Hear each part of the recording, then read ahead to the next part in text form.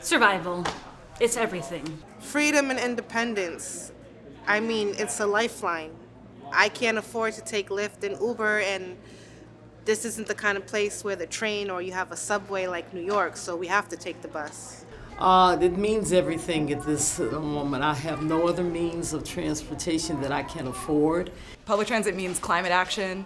It means connection with my neighbors. It means not sitting in traffic, which is my most important value. It feels like you can walk, you can explore, you can go anywhere you like without having to deal with parking. It's a benefit for us. Transit means mobility.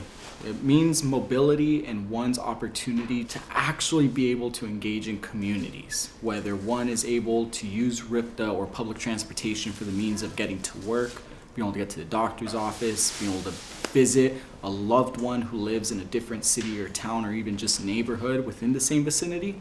Public transit is a lifeline. It helped me find my identity of who I am as an individual. It means everything. Without transit, I wouldn't be able to get around because I can't drive because I'm disabled. I got cerebral palsy, so it means absolutely everything. People want to ride buses. People want to get out of cars. We have an obligation to reduce the number of vehicles that we have on the road to be responsive to the need for carbon reduction. We can't keep cutting funding. We need to put the funding there rather than to the convenience and comfort of single occupancy vehicles. And we have to pay the drivers wages that they will come and take these jobs. This is about adding funding, not reducing funding. And the fact that we're even having a conversation about reducing funding further and reducing services further is just mind-blowing. It's 2024 and we should be thinking about how to have a healthy transit system. I've had nothing but good experiences with riding RIPTA. The drivers are more than accommodating, and I also believe that the drivers should get a raise if possible because they deal with a lot more hands-on involvement than the average person would think. I figured I'd just throw that in there because I've been advocating for that for a while. I started taking RIPTA maybe about 4 years ago, and it increased my independence very much. And I was able to go to school, go to college at CCRI, and that is one of the bus routes that is going to be affected by this change.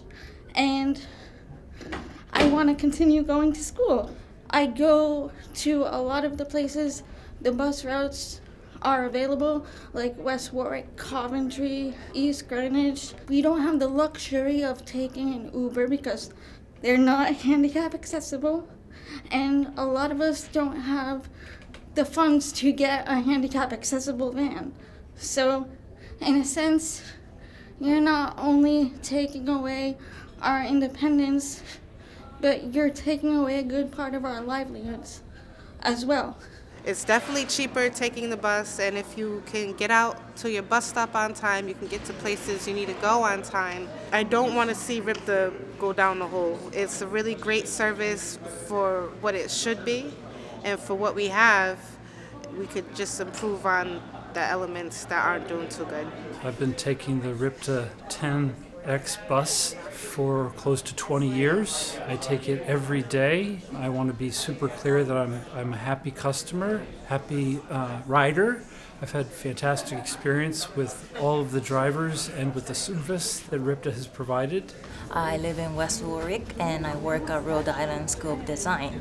I take bus 12X from the Arctic Center to downtown Providence. I do not have a driver's license and I'm not in a financial condition to afford a car. So 12X is my only ways of commuting. I really enjoy using Route 68, which is the beach bus in the summertime. The traffic is really bad, and I think it's important to take as many cars off of the road as possible. Also, a lot of fellow riders on that route, I have seen that they're low income, they have different issues, And it's important to integrate people who live in the lower income areas here in Newport into our community, and that means going to the beach. That is so vital in the summertime in Newport, and it's expensive to get an Uber to get there if you can even find one. And so you're paying $25 to go to the beach, then you'll be paying another $25 to come back to the beach. I made my main source of transportation the number 13 and the 23 that often comes in the West Warwick area. We need you. We need you. And I have other people that live in my area who we need the weekends as well as through the week to do what we have to do. So RIPTA is one of the only, if not the only company in the country that has almost an entire state coverage. And that is a great thing for ridership, because if you live in Woonsocket and you need to get to Warwick, there is a bus or multiple buses. If you need to go from Woonsocket to Newport, you can do it. Where a lot of other places just over the border, you can't do that. And RIPTA runs all the time. A lot of other companies don't do that. So RIPTA is one of those shining beacons of mass transit for the United States. RIPTA is crucial, like our state goals in terms of economic development, in terms of population growth, in terms of reaching our climate targets. And all of this requires RIPTA to be better funded. RIPTA needs more funding. RIPTA does not need service cuts.